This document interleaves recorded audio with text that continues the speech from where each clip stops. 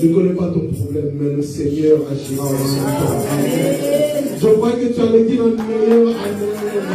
Oh, je croyais que tu allais pousser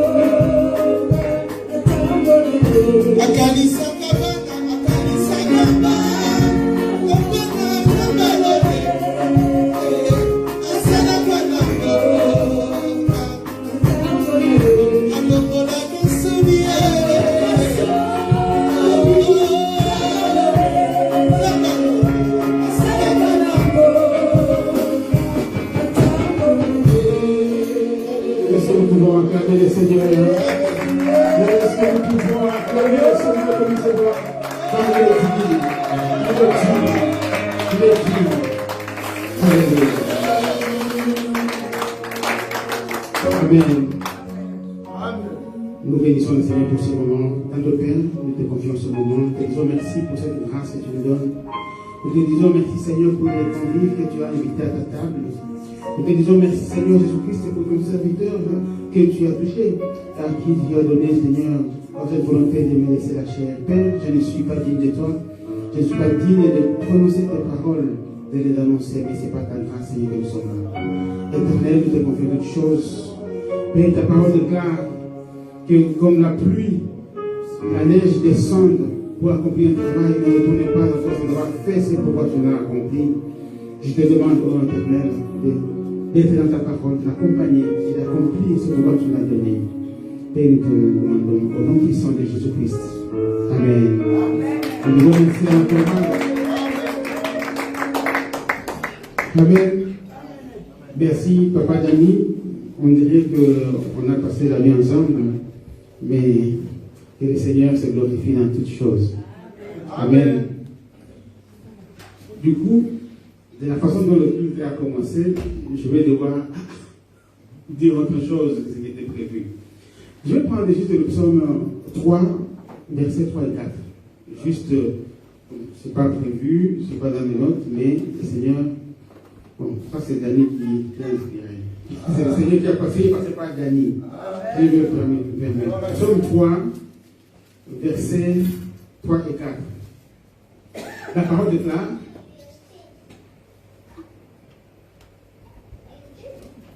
combien qui disent à mon sujet plus de salut pour lui auprès de Dieu. Verset 4. Mais toi, ô Éternel, tu es mon bouclier, tu es ma gloire et tu relèves ma tête. Amen. Alléluia. Amen. Si vous voyez bien, c'est le roi David qui écrit cette parole. Et il était en train de fuir devant Absalom, son fils. Il était roi pendant un temps et il se retrouve en débandade. Tout Israël s'est tourné vers Absalom et il se retrouve en train de fuir. Il y a quelque part, si on regarde bien dans cette partie, on vient lui dire que même son meilleur ami, son meilleur conseiller, Achitophel, est avec Absalom. Et lui-même connaissait le poids des conseils d'Achitophel. Il est dit dans le livre de Chroniques que les conseils d'Achitophel, quand il parlait, on dirait que c'est Dieu lui-même qui a parlé, tellement ça avait de la puissance et de la valeur. Et cet homme valeureux, il est parti dans les camps des ennemis. On peut s'imaginer dans quelle désolation était David. Mais il dit bien, au verset 4, mais toi, ô Éternel, tu es mon bouclier, tu es ma gloire, et tu relèves ma tête. Et nous savons ce qui en est suivi. Et pour entrer maintenant dans le thème d'aujourd'hui, nous allons prendre quelques portions. J'en ai beaucoup, mais je vais essayer d'être bref pour que nous puissions avoir un temps de prière. Nous allons prendre Genèse, chapitre 46. Nous allons lire versets 28 à 30. Et puis nous allons prendre le verset Genèse 48. Nous allons lire le premier verset, le deuxième. Nous allons sauter du 8 à 11. Amen. Alors, Genèse, chapitre 46, verset 28 à 30. La parole déclare ceci. Est-ce que nous y sommes? Mais j'aimerais bien que nous puissions nous lever pour honorer cette parole que nous allons lire. Et si nous y sommes, nous pouvons lire ensemble ces versets. Genèse 46, versets 28 à 30. Nous lisons ensemble. Jacob envoya Juda devant lui vers Joseph pour l'informer qu'il se rendait à Goshen. Joseph appela son char et y monta pour aller en Goshen, à la rencontre d'Israël, son père. Dès qu'il les vit, il se jeta à son cou et pleura longtemps sur son cou. Amen. Amen. Le verset 30 dit, Israël dit à Joseph, que je meurs maintenant puisque j'ai vu ton visage et que tu vis encore. Alléluia. Je peux maintenant mourir parce que j'ai vu ton visage, parce qu'il m'espérait plus. Nous allons prendre le verset chapitre 48, verset 1 à 2, et puis nous sautons du verset 8 à 11. Nous lisons le premier verset dit, après ces choses, l'on vint dire à Joseph, voici ton père est malade. Et il prit avec lui ses deux fils, Manassé et Éphraïm. On avertit Jacob, on lui dit, voici ton fils Joseph qui vient vers toi. Et Israël rassembla ses forces et s'assit sur son lit. Nous allons au verset 8, plutôt jusqu'à 11. 8. Israël regarda les fils de Joseph et dit, qui sont ceux-ci?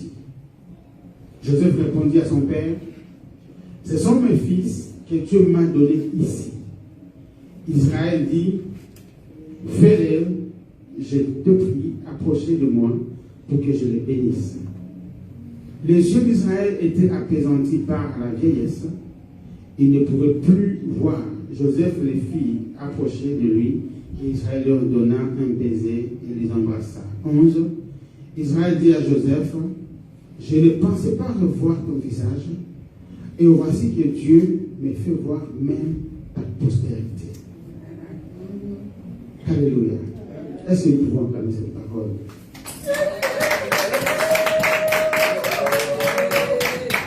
Donc, ce matin, nous pouvons nous asseoir. Ce matin, je viens avec un cœur léger pour parler du message qui est déposé au fond de moi. Et c'est au sujet de quoi? Le thème, je voulais parler de la fidélité de Dieu, de mon Dieu fidèle. Il ressuscite même des rêves. Nous venons de parler de Joseph, qui a été emporté, si on voit bien dans les Écritures, ses frères l'ont détesté, parce qu'il y avait non seulement l'amour de son père qui était en lui, il y avait aussi la main de Dieu qui était sur lui, pour l'aider, pour l'utiliser, selon que Dieu avait un plan pour son peuple. Et que va-t-il se passer? Nous connaissons l'histoire. Joseph était un enfant que Jacob aimait beaucoup. Alléluia. Amen. Joseph était un enfant que son père aimait beaucoup. Et Alléluia. Amen. Je n'ai pas un bon retour. Vous pouvez m'aider, s'il vous plaît. Alléluia. Alors, et ce qui se passe, c'est que Joseph avait une relation très particulière avec son père. Certes, Jacob aimait la maman de Joseph. C'était le premier de cette relation-là. Il avait des grands frères. Mais Joseph, aussi, moi je pense qu'un père de la femme de Jacob ne pouvait pas aimer Joseph pour rien. Il avait des grands frères, mais des grands frères qui étaient en même temps des modèles pour Joseph. Dans sa position, il voyait les dégâts de ses aînés. Il avait entendu les dégâts de ses aînés, et cela l'a poussé à se ranger d'une certaine manière. On peut prendre l'exemple de Ruben. Il a dû entendre que Ruben est monté sur la couche de son père. Et il sait comment ça pouvait irriter son père. Il a su comment Siméon et Lévi ont agi par rapport au viol de Dina, ainsi de suite. Et Joseph était si proche. La Bible dit, ce frère disait, voici le rapporteur qui arrive vers nous, parce qu'il avait l'art de rapporter ce que le frère disait ou faisait de mal à son père. Et je pense bien que le père avait une attitude bizarre que les fils se demandaient qu'est-ce qui se passe. Pendant que nous étions au champ avec les brebis, nous on s'est dit, bon voilà, de toute façon, les troupeaux sont nombreux, on va se faire un petit barbecue improvisé dans les champs, papa ne saura pas. Ils attrapent une brebis, ils vont la manger, tranquille, et ils se lavent même avant de rentrer pour qu'il n'y ait même pas l'odeur des trucs. Et quand ils arrivent, Joseph avait déjà dit à son père que les brebis là sont en train de souffrir. Hein. D'ailleurs, on a mangé un moment aujourd'hui. Et quand ils arrivent, je dis, écoutez papa, qu'est-ce que vous voulez faire? Vous pensez que je n'étais pas berger? Vous avez mangé. C'est pas ici c'est un voyant, c'est un magicien, comment il sait? C'est dit, mais c'est pas possible.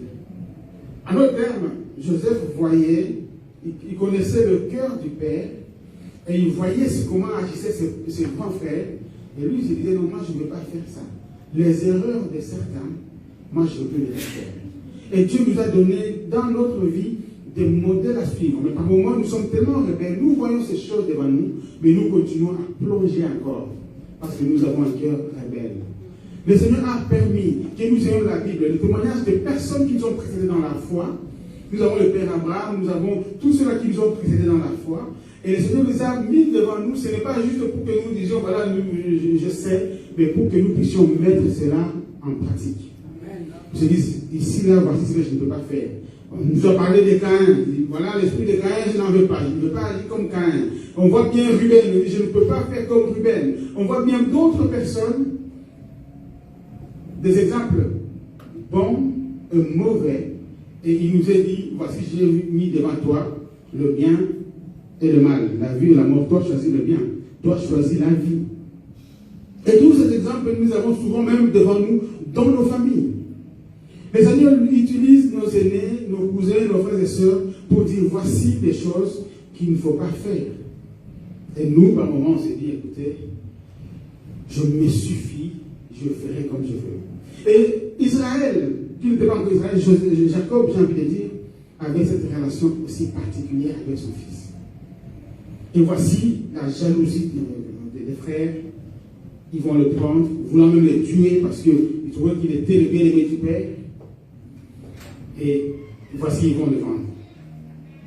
Et pour eux, ça ne finit.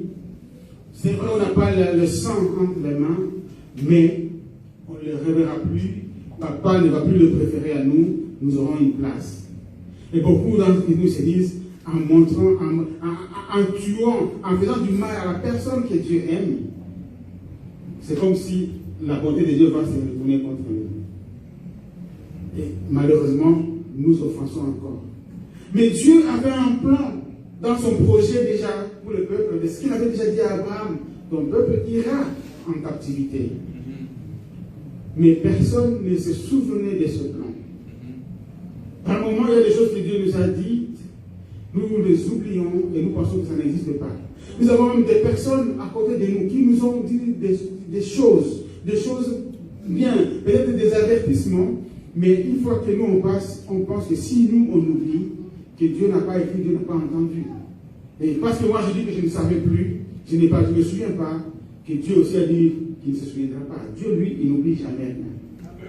Et quand c'est lui-même encore qui a donné sa parole, c'est encore pire. Parce que lui, il est dans sa parole pour l'accomplir. L'homme, la parole de l'homme peut être oubliée, mais la parole de Dieu ne s'oubliera pas. Il a dit, les cieux et la terre passeront, mais ma parole ne passera pas, dit l'Éternel. Et ici, bien aimés, nous voyons bien que Joseph étant parti, le frère étant resté, mais voici la mise en scène qu'ils ont faite devant le Père, devant Joseph, non, plutôt devant Jacob.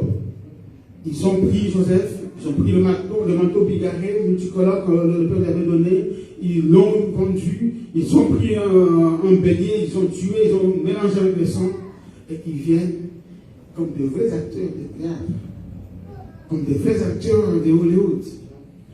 Un pape pesant, lourd, avec cette tunique qu'ils ont mis du sang, ils savent ce qu'ils ont fait, et ils viennent même en pleurant pour dire à notre père, voici, reconnais ce manteau si c'est à ton fils.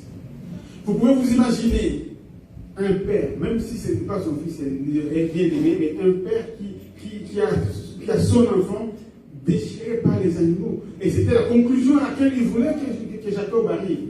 Et Jacob en conclut, oui, je reconnais le manteau, c'est celui de mon fils. Il dit, un animal sauvage l'a déchiré. Et il rentre dans une tristesse sans pareil, sans précédent. Mon fils bien-aimé, il n'est plus. Et quelque part, il va dire, c'est en pleurant que je vais le retrouver. Je vais mourir.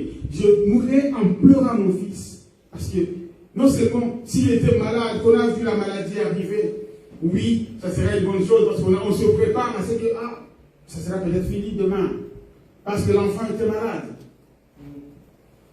Le roi David, l'enfant qu'il a eu avec Bathsheba, le premier fils, il l'a vu malade. Dieu avait donné la sentence, mais il l'a vu malade. Ce n'est pas qu'on l'a ravi du jour au lendemain. Non, il l'a vu malade. Il a géré prié pour que l'enfant ne guérisse pas. Et quand l'enfant est décédé, il s'est dit, bon, on s'y attendait. Il n'a même pas fait des deuils. Il s'est levé, il s'est dit, je mange parce que bon, Dieu a pris sa chose. Mais quand c'est parti dans une brutale comme ça, il a envoyé à Sichem pour aller chercher ce frère et ramener des nouvelles. Mais c'est le frère qui vient avec une histoire assez triste. Jacob rentre dans une tristesse qu'il ne pouvait pas imaginer et s'est dit, jusqu'à la fin des jours, je serai toujours en train de pleurer mon fils, je ne le reverrai plus jamais. Alléluia. Amen. Tout ce qu'il avait envisagé pour faire pour cet enfant, il se disait peut-être je lui donnerai la prédominance sur ses frères, peut-être je lui donnerai telle part, et ainsi de suite. Parce que quand on voit dans Genèse 48, 49, il dit, voici la part que j'ai acquis avec mon épée, et c'est ce que j'ai donné aux enfants, c'est ce qu'il a donné. C'est-à-dire, ce n'est pas ce qu'il a hérité de son père, mais c'est la part que lui-même a transpiré et parti au combat qu'il donnait à Joseph pour montrer comment il était attaché à cet enfant. Et voici Dieu qui connaît toutes choses. Il y a un moment où il a envie de lui dire, les Joseph qui sont là, il a envie de lui dire, voici comme Ésaïe chapitre 40, verset 1 et 2 dit, consolez, consolez mon peuple. Le Seigneur, parfois, a envie de lui dire, écoute, garde espoir. Mais si ça arrivait avant, peut-être que le plan de Dieu ne s'accomplissait pas. Le Seigneur laisse ça comme ça. Et les mêmes bouches qui ont parlé, c'est les mêmes bouches qui viendront encore parler plus tard. Alléluia. Amen. Et j'ai envie de dire à quelqu'un ce matin, les circonstances fâcheuses t'ont été présentées. C'est peut-être une maladie où le médecin te dit, je ne sais plus rien faire. C'est peut-être un divorce difficile qui te plonge dans la dépression comme on a l'habitude ici. C'est peut-être un voyage, les papiers qui n'arrivent pas, un voyage qui n'arrive pas. C'est peut-être un projet que tu avais mis ton espoir dedans et le projet n'arrive pas comme tu aurais dû penser. C'était le cas de Jacob par rapport à son enfant. Mais dans toutes ces choses, Dieu n'avait pas encore dit son dernier mot. Amen. Les hommes ont amené comme ses fils des preuves matérielles qui te démontrent qu'il n'y a plus d'espoir. Les hommes ont amené des idées en te disant voici les choses qui se présentent devant toi, et avec ça tu ne peux qu'arriver à une conclusion que ça n'est fini. Mais ça, c'est les hommes qui parlent. Mais quand Dieu lui-même va revenir dans cette histoire, il va créer la famine à Canaan pour que les enfants d'Israël aillent en Égypte. Mais quand les mêmes personnes qui ont persécuté Joseph vont se rendre compte que c'est lui, ils reviennent pour dire à leur père, en disant, papa, de là où nous venons, Joseph est encore en vie. Je pense que même si toi-même on vient te dire encore des choses comme ça, tu vas dire, arrêtez de m'embrouiller arrêtez de me déranger parce que moi-même, vous m'avez apporté, c'est toi qui m'as apporté les preuves de la mort de mon fils. Le manteau que je lui ai donné, déchiré par les bêtes, ne cherche pas à m'embrouiller. Donc, quand je dis non, arrête de me faire espérer enfin. Arrête de me faire espérer enfin.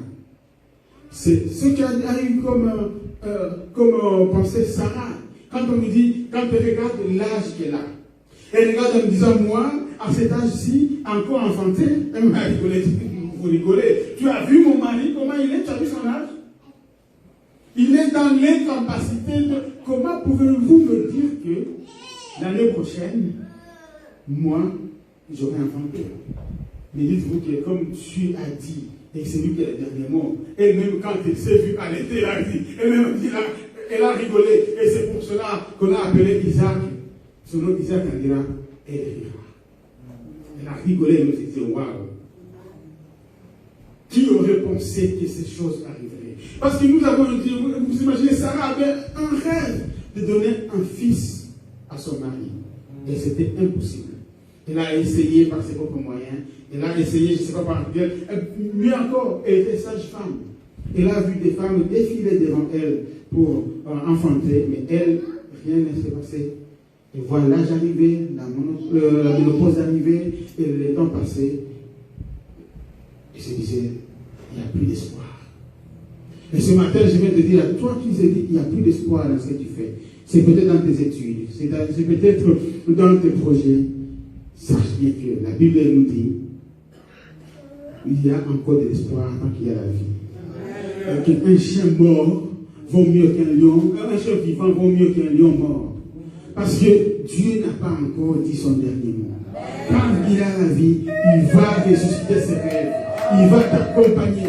J'ai besoin de soutenir l'espérance en te disant, mon frère, garde encore espoir. Je me rappellerai de la prédication du pasteur Collet qui disait, espère encore. Au-delà de toute espérance, espère encore. Et les événements dans la Bible sont nombreux. Je voudrais bien consoler quelqu'un qui en ce moment avait un cœur affligé. Je voudrais bien consoler, comme le dit Ésaïe 1, consoler mon peuple, dis-lui que sa servitude est cassée. Je veux te dire que le moment de Dieu est proche d'arriver. Ne lâche pas. Amen. Le moment de Dieu est prêt d'arriver dans ta vie, dans ce que tu cherches, dans ce que tu espères. Mais la plupart des fois, comme je le dis souvent, ne soyons pas comme des chasseurs apprentis qui vont suivre un objectif, suivre un gibier, mais quand le gibier ne sait plus se déplacer, il suffit juste de tendre la main. Je te dis aussi, moi aussi je suis fatigué, je rentre. Le gibier me dit, attends, c'est celui qui me poursuivait. Et vous te dites, oui, je suis là, moi, parce que non. Et d'autres te disent, non. De toute façon, si je mets la main, il va sauter, il va courir, alors qu'il n'a plus de force. Tu l'as poursuivi pendant toute ta vie. Et l'objectif que tu as poursuivi, j'espère que ce soit le ciel qui t'accompagne comme ça. Même dans tes projets de la vie de tous les jours, sache bien que si Dieu a dit, il accomplira. Et il accomplira certainement. Voici comment il dit dans Habakkuk. Il dit, cette prophétie s'accomplira. Cette prophétie s'accomplira certainement. Mais nous avons l'impression de dire, Dieu est en retard. Mais je voudrais te dire que Dieu n'est jamais en retard. Je connais une demoiselle qui pendant un temps dit, voilà, je cherche, je voudrais me marier, là, j'ai la prière. Et puis pendant un temps, il se dit, les affaires là, j'ai laissé ça là-bas. J'ai laissé ça là-bas. Le jour que Dieu va venir chercher qui passe, moi j'arrête d'espérer. Je vais chercher à me faire une insémination comme on est en Europe pour pouvoir enfanter par ma force. Alléluia. Je vais aller chercher à enfanter par ma force parce que non, j'ai prié et au moment où moi j'attendais, je vois j'ai déjà 33 ans, je vois l'âge avancé, je ne peux plus espérer, je laisse ça là-bas. Mais bien aimé, ce sont des personnes à qui je vais dire, contre toute espérance, espère encore. Parce que Dieu est capable de surprendre. Il est capable de faire des choses qui t'étonnent. Alléluia. Nous avons le roi David. Le roi David, dans son champ là où il était tranquille auprès des brebis. Il voit un prophète qui est arrivé, Samuel arrive, et il le oint. Et je peux imaginer qu'ils disent, Israël, voici ton roi, on l'a oint, mais il est au milieu de nulle part. Et il espère qu'un jour, il sera roi. Il voit les événements commencer à le rapprocher de leur royauté. On vient les chercher, vient chanter pour Saül. Jusque même à épouser la fille de Saül. la royauté s'est rapprochée. Mais Saül prit d'une haine. Il a commencé à le poursuivre partout. À le poursuivre en disant, je dois en terminer parce que mon royaume est en danger. Et dans 1 Samuel 27, verset 1er, le jeune homme se dit, je crois que je périrai un jour par la main de Saül. C'est Saül, la façon dont il me suit. Il se regarde la situation où il est. Il est peut-être seul, peut-être qu'il a 2, 3 acolytes, pas beaucoup d'hommes avec lui, mais toute une l'armée d'Israël en train de le pourchasser dans le pays. Il dit non, j'irai peut-être même mieux vaut que j'aille me réfugier chez les Philistins. Mais si j'ai tué Goliath, je les ai battus, peut-être là j'aurai encore la paix parce qu'il y a l'Israël ici. Non. Mais il a oublié que la royauté d'Israël était promise. Il s'est dit non, je pars. Et arrivé là, il se rend compte qu'il s'est jeté lui-même dans les camps des ennemis encore. Peut-être plus féroce, alors il s'est dit non, moi ici, là, pour que je survive, je dois être comme un idiot, je bave, je marche comme. Alors il s'est dit, mais écoute, qui va porter le pauvre de tuer un fou? Parce qu'il avait envie de se cacher. Il avait perdu tout espoir de se sauver lui-même. Il s'est dit non, je préfère fuir aller dans les camps des Philistins. Mais Dieu n'avait pas encore dit son dernier mot dans la vie de David. Parce qu'au moment opportun, au moment de Dieu, il n'a même pas eu besoin de tuer Saül. Dieu l'a fait pour lui-même et il a été rétabli le roi. Parce que le Seigneur a parlé et il l'a accompli. Alléluia. Est-ce que nous écoutons souvent la parole de Dieu? Mais par moments, vous savez, le Seigneur est l'auteur et le consommateur de notre foi. Et quand nous perdons espoir, nous lui donnons, comment dirais-je, nous anéantissons l'espoir d'arriver là où il veut nous amener. Il est dit que plusieurs ont salué de loin. Nous risquons de saluer de loin les promesses de Dieu, mais ce qu'il avait promis pour nous, parce que nous avons perdu espoir à un certain moment.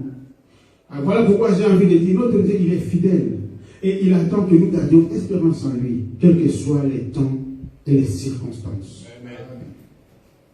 Et bien aimé, j'aimerais bien que nous puissions lire cette parole dans Acte 27, à partir du verset 20. Et pour gagner en temps, nous allons lire verset 20, puis nous allons du 22 à 24. Acte 27 plutôt, Acte 27.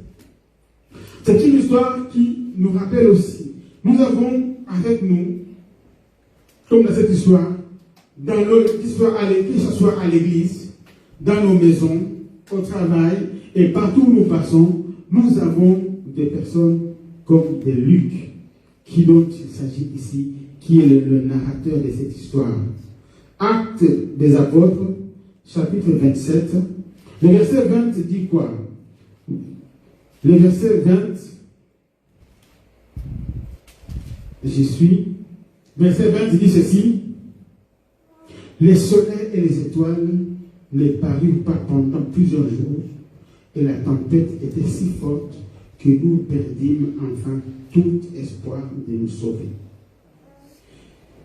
Avant d'embarquer, Paul a dit aux matelots en disant, ne partons pas, restons ici, passons l'hiver ici.